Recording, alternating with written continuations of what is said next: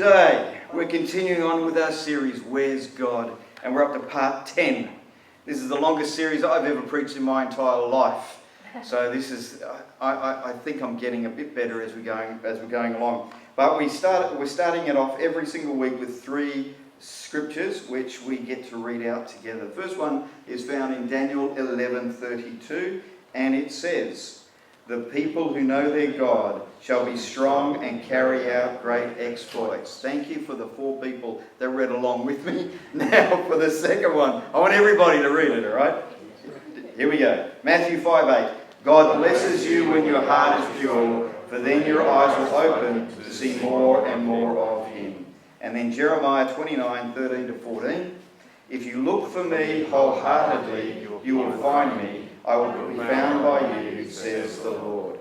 Now, this week in my prep, I didn't manage to get past my introduction to our next message in our series. Not because I didn't have plenty to say, but because I believe that the introduction that I started putting together needed a message all of its own, and it's a timely pause and regroup for us as we continue to seek wisdom from the past that will help us live in the present far more productively in our faith walk. Now, over the last few weeks of our series, we've been spending a bit of time in the Old Testament to learn about God's previous dealings with humanity and see what lessons we can apply from the past to our current world situation and our own personal lives.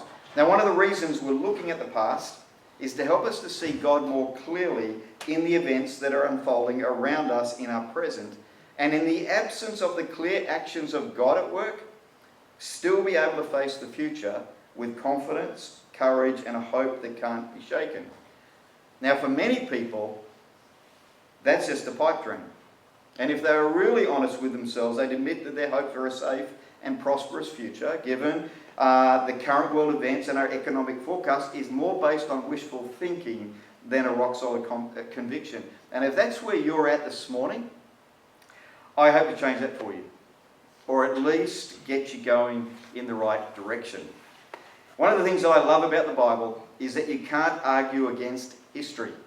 It either happened or it didn't. And we know that things happened in the past, or else we wouldn't be here today. History is a part of our human experience. Every family has one. The question is, how accurate are the records that have been preserved for us down through the ages about the past? The prestigious Smithsonian Institution's Department of Anthropology has offered the following official statement relating to the historical reliability of the Old Testament. "The historical books of the Old Testament are as accurate historical documents as any that we have from antiquity, and are in fact more accurate than many of the Egyptian, Mesopotamian, or Greek histories. These biblical records can be and are used as are other ancient documents in archaeological work." The great Jewish archaeologist Nelson Gluck, who is known to be one of the top 3 archaeologists in history, has stated the following: "No archaeological discovery has ever contradicted a single properly understood biblical statement." Genesis, Exodus, Leviticus, Numbers, and Deuteronomy were, historians believe, all written by one man, Moses, who lived through the events he described, surrounded by the very people he was writing about. He didn't go off on a writer's retreat and pump out 5 novels from his imagination. He lived the events he recorded. What makes these books particularly interesting, with the exception of Genesis, is that the events recorded in them aren't challenged by the following generations of Israelis or relegated to the same genre as mythology. Why? Because many of them were children during the events that were recorded, or had parents or grandparents who had a direct link back to the events that Moses had written about. Instead, those events became ingrained in their nation's backstory. Their deliverance out of Egypt and their eventual arrival in the land that had been promised to their ancestors, Abraham, Isaac, and Jacob, was something that none of the following generations questioned, but instead made constant referrals back to their shared history in their traditions and festivals. Now, this referral back to their physical history was even evident in the time of Jesus. When Jesus met a Samaritan woman at a well, she made reference to the historical significance of the well that they were talking beside. In John 4:12, And besides, this is the woman speaking, do you think you're greater than our ancestor Jacob, who gave us this well? He built this well with his own hands. How can you offer better water than he and his sons and his animals enjoyed? You see, the Israelis' understanding of Yahweh was anchored in their physical world by tangible evidence that was all around them, pointing them back to the truth of their historical past. Now, just as we don't question that the first boats from England arrived here in Hobart 200 years ago, and our indigenous brothers and sisters thousands of years prior to that, neither did the Israelis question their past history. To them it happened and had been written down for future generations to remember. They still had the Ark of the Covenant, which they built according to the blueprint that Moses had received from God, and the stone tablets that God had written on, right up until the time the Babylonians invaded Israel in the 6th century BC. So nearly 1,000 years after Moses, the Israelites still had the artifacts in their temple that their ancestors had created during the time of their great exodus from Egypt. So why is that important to know? It's important to know because if the story of the early Hebrews is true, then we have historical proof of God directly engaging and carrying out his plan for humanity on the world scene, the natural world, irrespective of the geopolitical power struggles of that day and age. It didn't matter that Egypt was the most powerful civilization in the Middle East when God decided to act.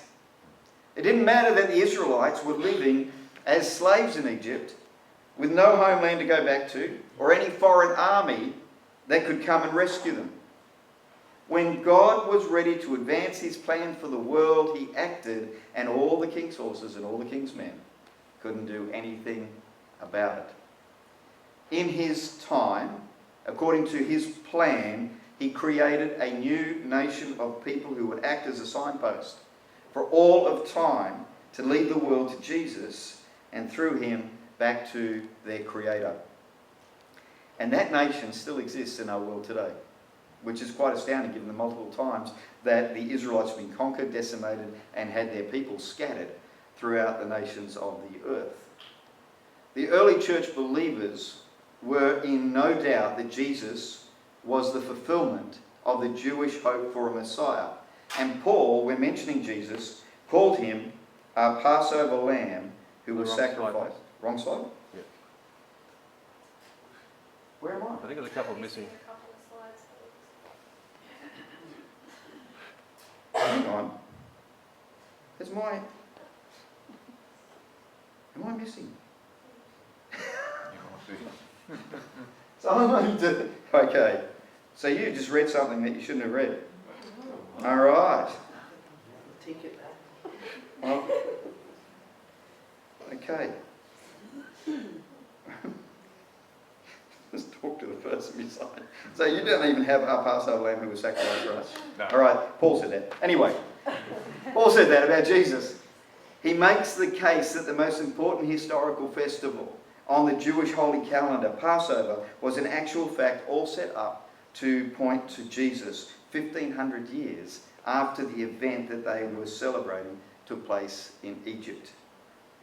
Just as the lamb's blood on the doorpost protected the Israelites from losing their firstborn sons prior to their escape from Egypt, Jesus' blood shed for us, Paul says, rescues us from the judgment that our sin requires and sets us free from our spiritual bondage to sin and death. Now, you couldn't script it any better if you tried.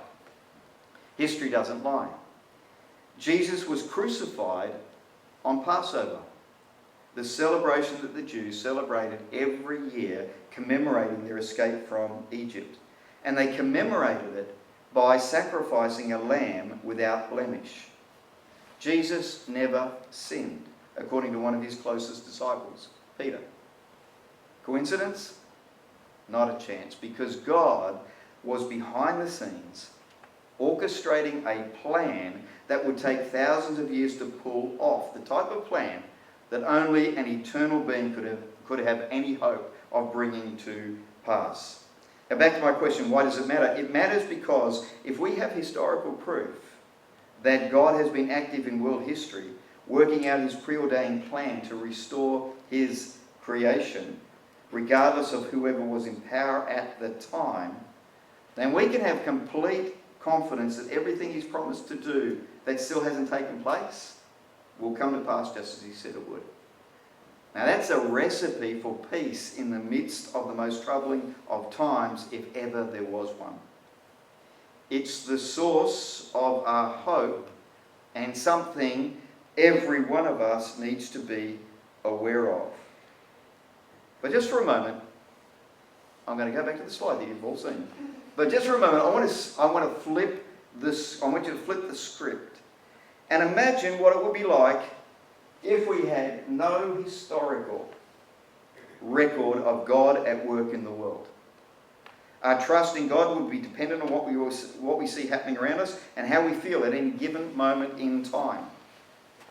We'd be held captive by every new wind of thought blowing through our shared cultural experience, and arguments would be won and lost by the most engaging internet meme.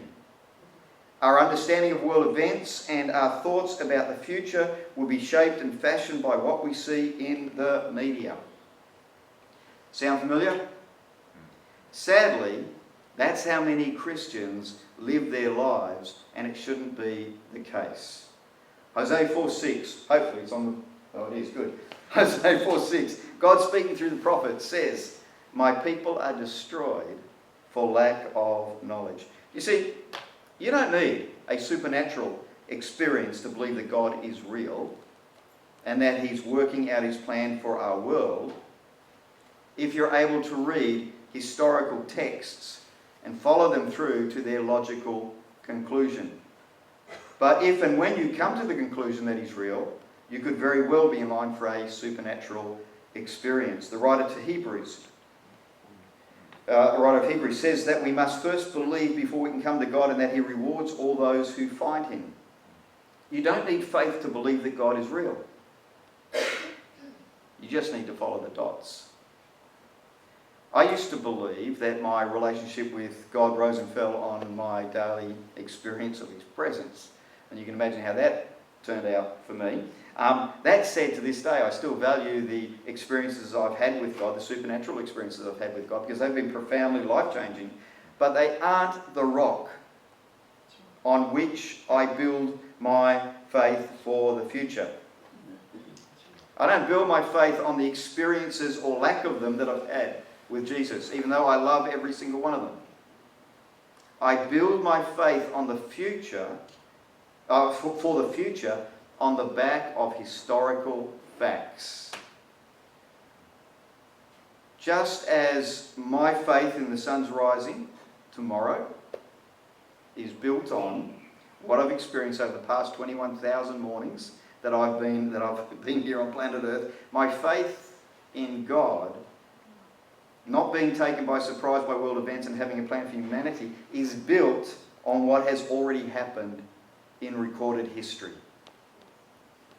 We're not talking here about Norse mythology or stories about Greek gods made up to entertain the masses. We're talking about a nation's lived experience. Now let that settle just for a moment.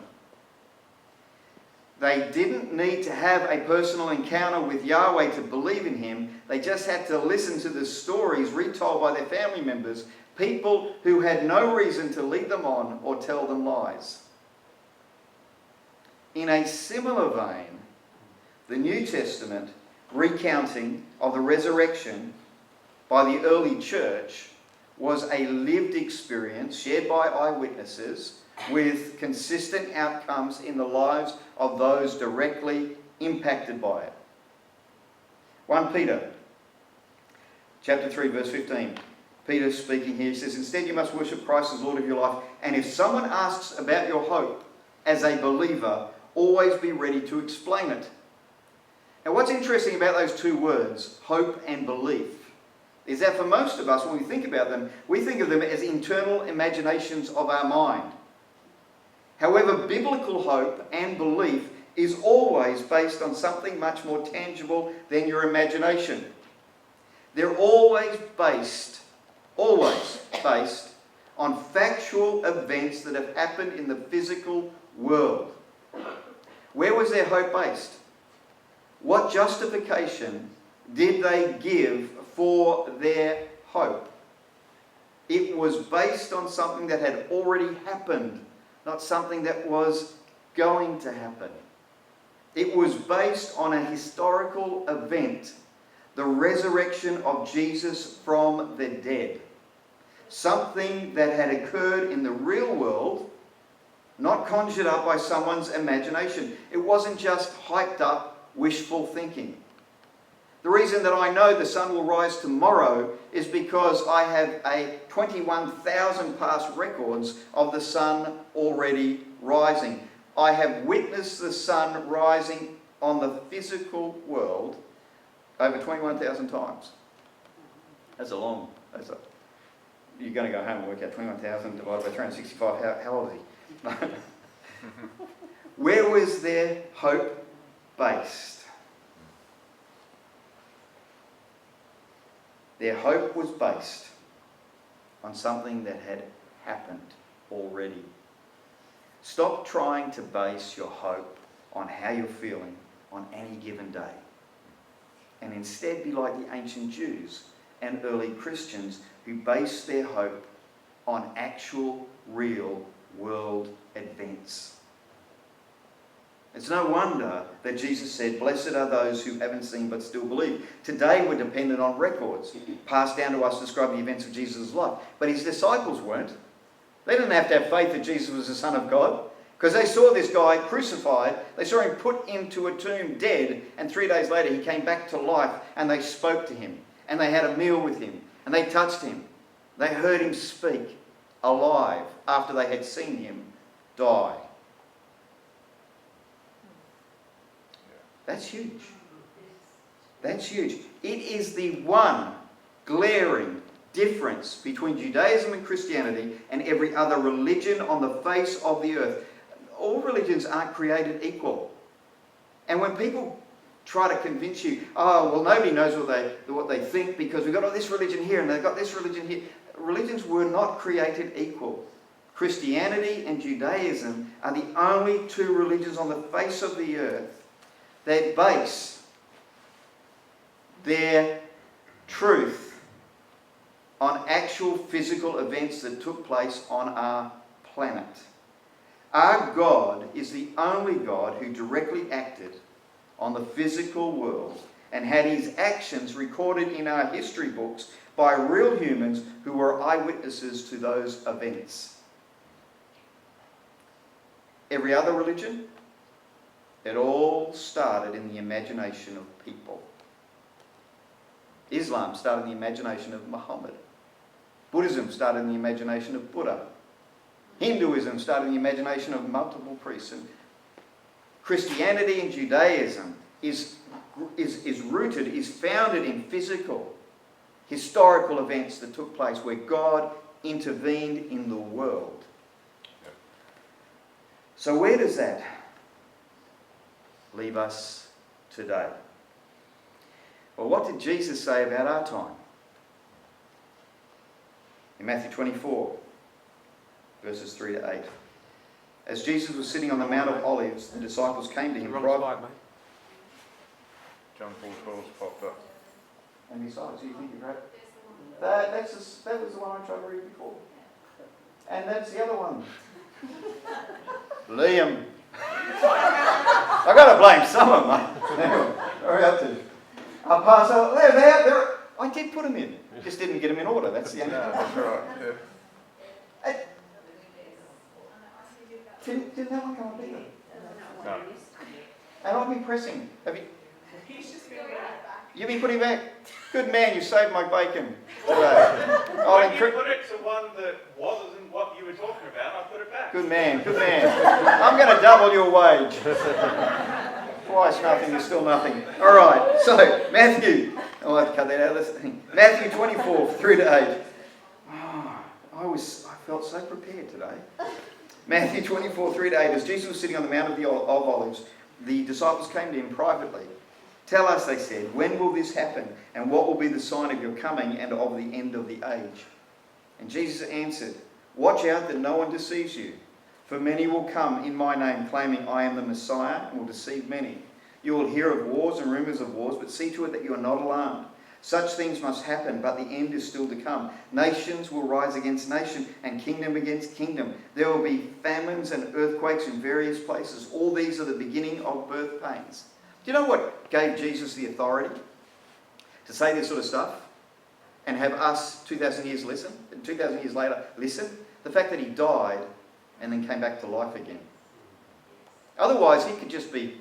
I mean, we've got prophets and weird people all around the world. What was that one from Russia, Baba Yaga, or that woman who's constantly, they keep bringing her up and saying, oh, she foretold the Russian invasion of the Ukraine. And it's like, yeah, well, you can twist it around and try to make it match up to current world events, but then there's all these holes and stuff. The reason that we can read Jesus' words and go, hang on a minute, we need to pay attention to this, is because he died and 3 days later came back to life.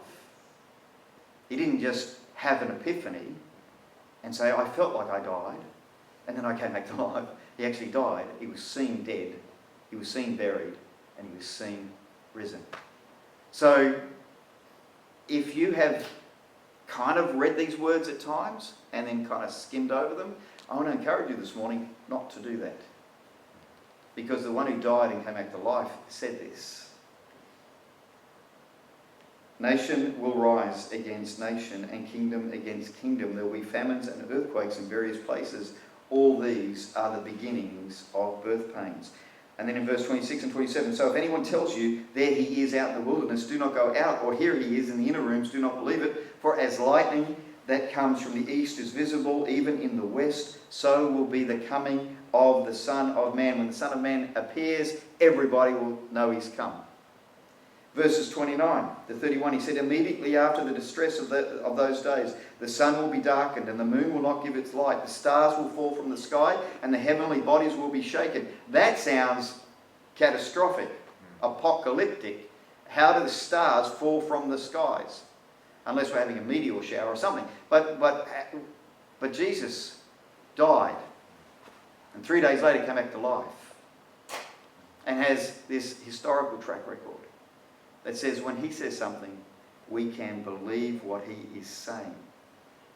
Then will appear the sign of the Son of Man in heaven, and then all the peoples of the earth will mourn when they see the Son of Man coming on the clouds of heaven with power and great glory. And he will send his angels with a loud trumpet call, and they will gather his elect from the four winds and from one end of the heavens to the other.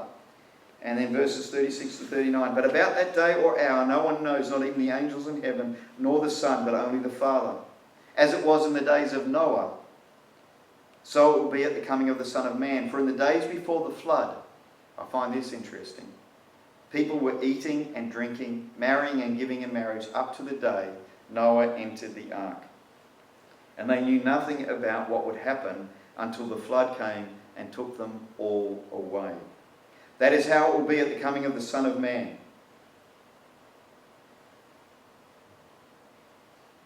Life will just be going along and then it will be over.